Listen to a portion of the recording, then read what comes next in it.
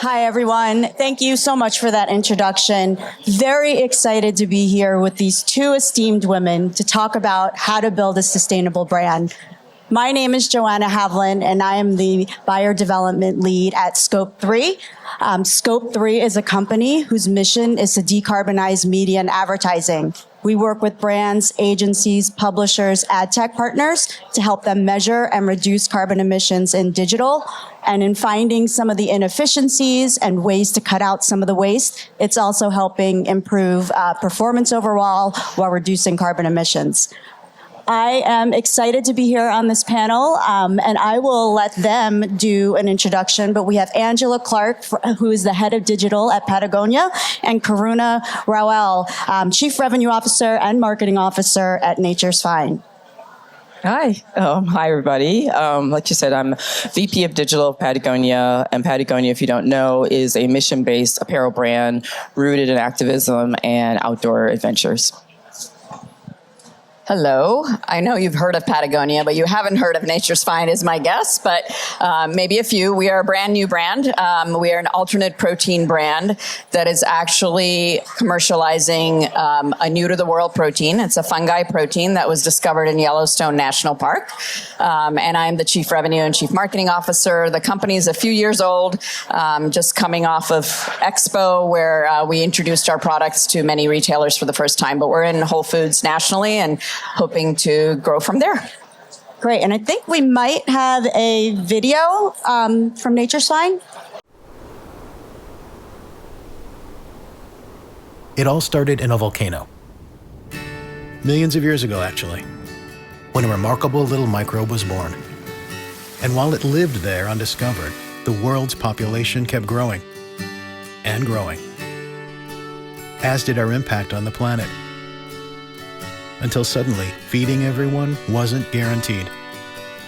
But when a group of explorers, scientists, and optimists doing research for NASA discovered the microbe, it turned out to be uniquely remarkable. A new source of nutritious protein the world had never seen before. So the scientists got curious. The explorers hypothesized. The optimists wondered. And inspired by nature's own technology, they invented a new way of fermentation and created Phi, a complete protein with all 20 amino acids. Perfect for making all kinds of really delicious, nutrition-packed foods. Perfect for feeding anyone, anywhere, anytime, without the need for sun, rain, or soil. Perfect for feeding all 8 billion of us, and future generations of us's. And making Phi uses just a tiny fraction of the land, water, and energy that traditional protein uses. Which means together, we can give the earth a breather. Let it rest, rebuild, even be renewed. From finding a microbe to feeding the whole globe. This is the story of Nature's Fynd, and we can't wait to meet all 8 billion of you. Great. I love that video. I think, I would love to know a little bit more about yourself and your background, currently both at Sustainable Brands. But what were some of the things that led you to the places you're at now? You want to go first? Sure. My journey's been an interesting one. I've always been in food and beverage, but actually started my career with big CPG, Procter & Gamble, many years ago, in the food and beverage division. This was way back when they actually had food and beverage brands. And I actually helped launch some of the healthier versions of those brands back in the day. And then I actually went to the agency side and was at Leo Burnett and Publicis Group for a long time, where, again, worked on many food.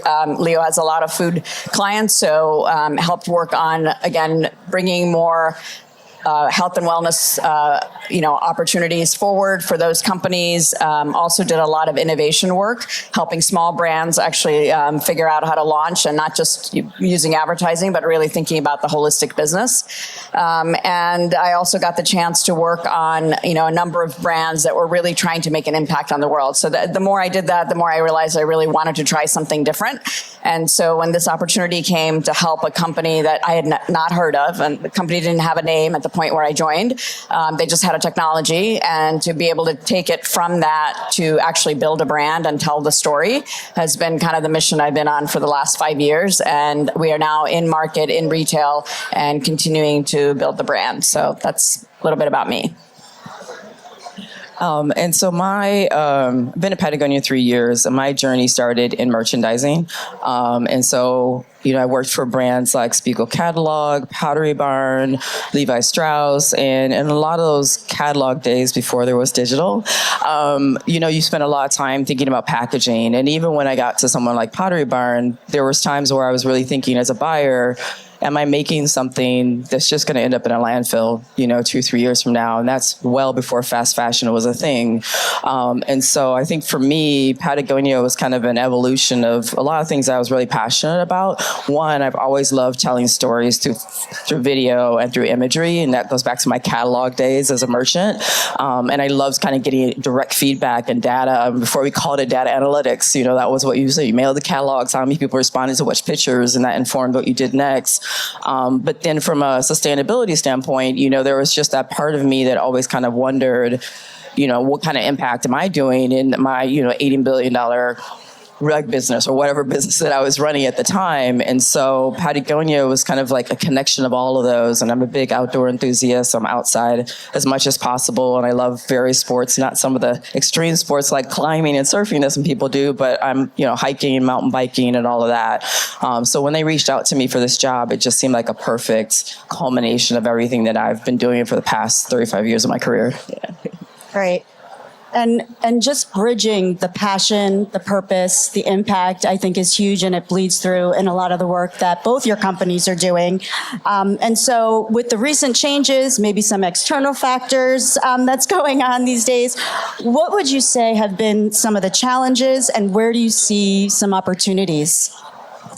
I would say for us, Patagonia has always had a loud voice in the space of, fighting for what they feel is right when it comes to protecting the environment. Our mission is the same, the whole planet. That's the mission for the company. And we consider it an experiment. So, a few years ago when the president was in office before, we had some pretty bold statements. We had typed into shorts, there was a tag that said, vote the asshole out. And that was a really strong statement, right?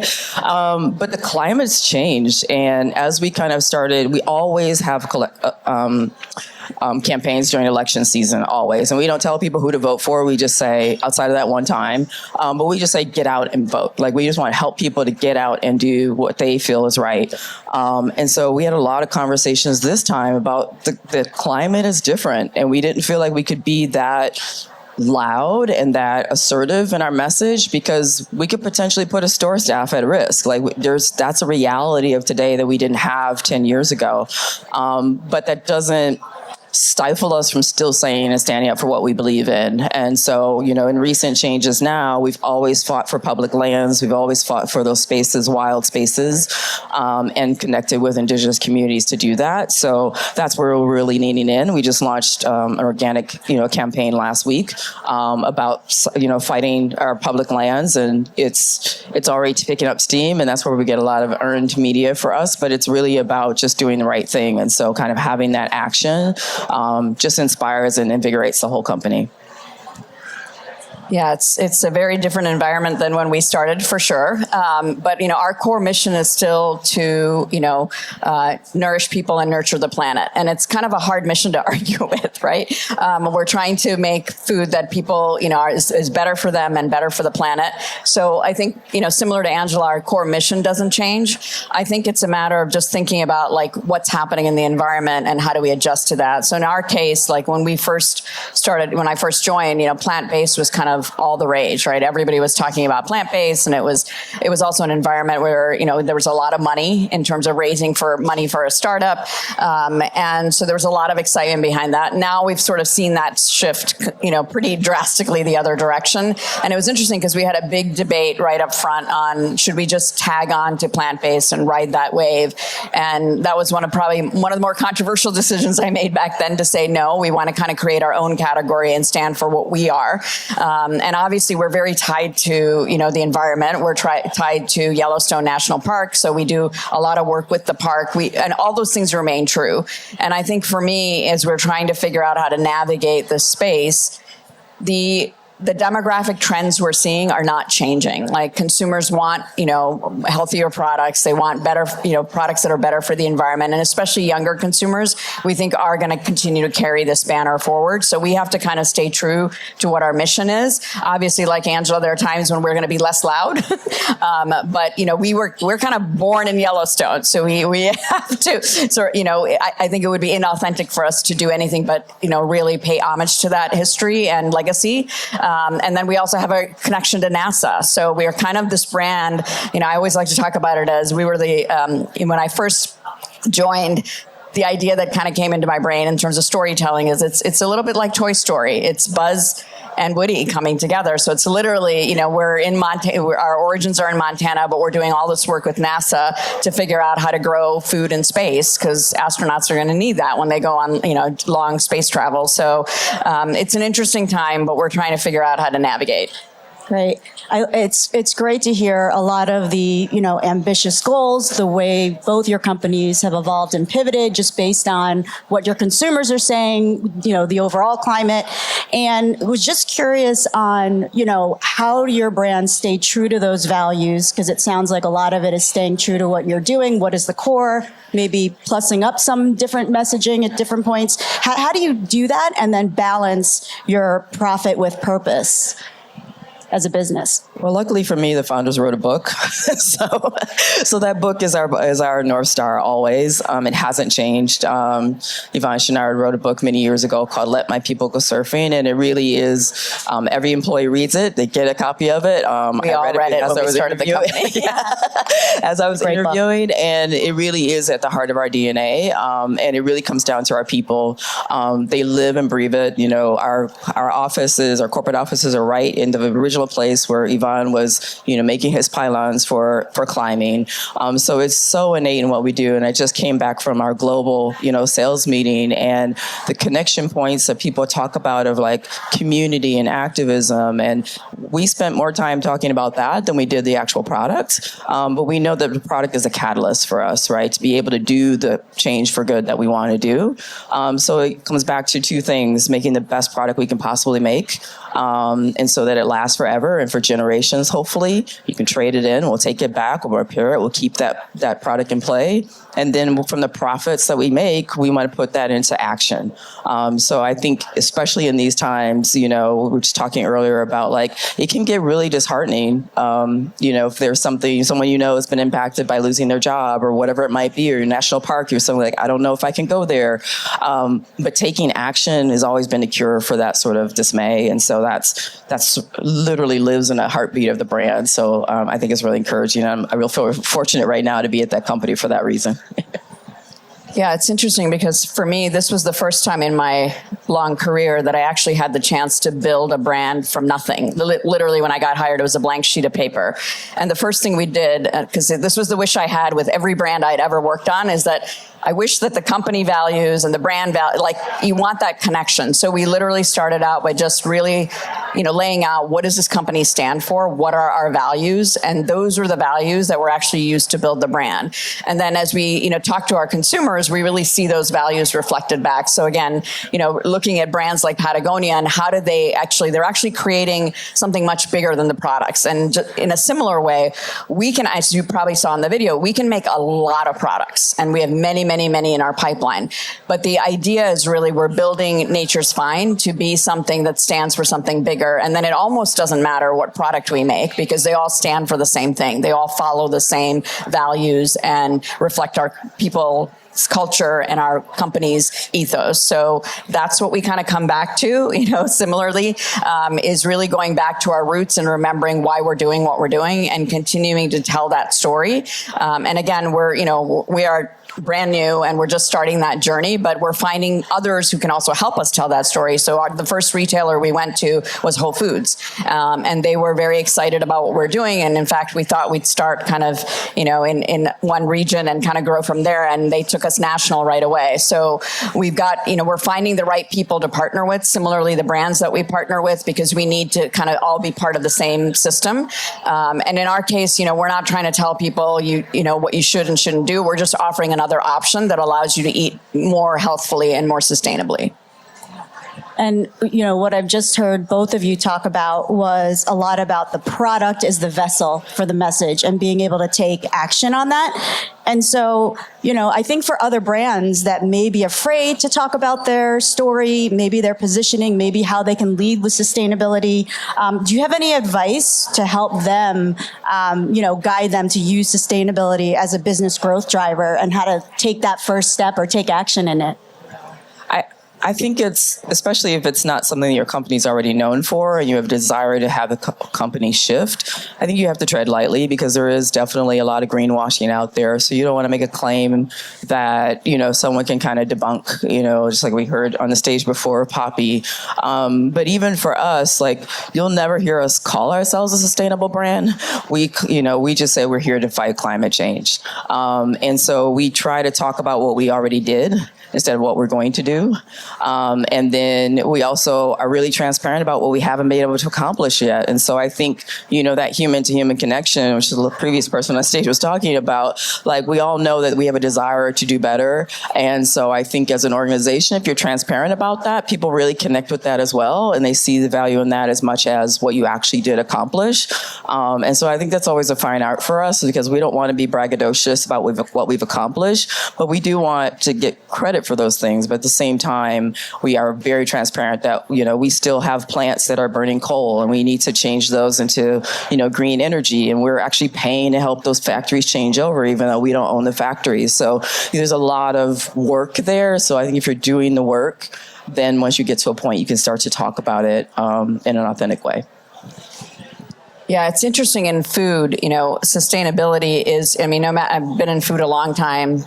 One thing that doesn't change is it has to taste good, right? We can do all of the healthy, sustainable things we want to do. And I think we heard this from an earlier speaker too. It has to taste good. So our focus has really been on creating delicious products. So you don't feel like you're making a trade-off. You shouldn't have to trade off in order to eat healthy or eat more sustainably. And then we talk about our health is there because it's inherent to the fungi we're using. And then the sustainability is sort of the next thing that we talk about. And depending on the, situation, the context that we're in, we may kind of dial those up differently, but taste for us is always number one, because without that, we can't even engage the consumer in a conversation. So we start with that and we make sure our products are as delicious as they can be. And I'm very proud to say we just won a Nexty Award, just yesterday for our dairy-free yogurt. So we're trying very hard to make sure that we're doing the best we can on that front. And then the health and the sustainability follows, right? So, and I think we are a brand that's sort of grounded in sustainability. And to Angela's point, I've worked on a lot of brands where it was we're making really unhealthy, snacks, but now we want to say, we want to talk about sustainability. Well, the consumer sees through all that, right? So one of the reasons I'm where I am is because we can be truly authentic in saying what we're doing. Now, having said that, to Angela's point, we're not perfect and we don't ever try to, claim that we've got it all figured out. We're on a journey and we're starting with our foods and we'll continue to keep working towards all the other things that we know can make us even more sustainable. And I think you do have to be careful because the minute you put that flag up, everyone's looking at you to say, did you meet every criteria? And none of us are there. We're all working towards it and we try to show how we're getting better, but we certainly don't preach and we certainly don't start with, we are the world's most sustainable brand. That's not what we do. Yeah, and it sounds like using sustainability as sort of that, precipice for innovation, you could really extend into other product categories. And it sounds like you're doing that with Nature's Fynd. Patagonia is extended in obviously many different areas. But how do brands win in more than one product area, kind of borrowing from some of that credibility that you've already built up? Getting to your point about being transparent and understanding where you may excel and not, just kind of curious to hear your thoughts there and how you extend out. Started that one. So one of the first debate we had was about plant-based. The second debate we had was you can't possibly launch one brand that's going to have both meatless and dairy-free foods. That was sort of the industry I got and we have some pretty big, food companies that are advisors or on our board. And it was like, look, Tyson can't make a yogurt and Danone isn't going to make a breakfast sausage. Like, that's just not going to work. And so we kind of defied that because we were actually creating something new. So we did launch both categories at the same time. And you know what? I have yet to find one consumer who came up to me and said, how could you do that? That's breaking the industry norms. I think it's just a matter of if you can deliver delicious products and the brand stands for something bigger, we were able to do that. So we are going to be in a lot of different food categories. We're also getting into some other categories that are outside of food. More to come there. But, the fact that we have this platform that is really interesting, fungi that can do a lot of things, including make some really sustainable materials. And there's a lot of work that we're doing in many different areas that are going to come forward in the coming months and years. But for us, what's important is, again, back to the brand. What does it stand for? How wide? I mean, my goal was to create as wide an umbrella as I could to allow us to do a lot of different things, because there's a lot of potential for us to get into many new categories. And I think there are brands that have done that. You have to be careful. You have to know how far you can stretch your brand. But I think there is, a lot of the old rules don't necessarily apply, or we try not to let them limit us. Yeah, and I think for Patagonia, we break a lot of rules as well. So obviously we started with, climbing gear, and that was what we did. And then we moved into surf. And a lot of the sports that we were into were sports that the organization and the founders were into. And then the founders really got excited about regenerative agriculture. And it started with organic cotton for our clothing.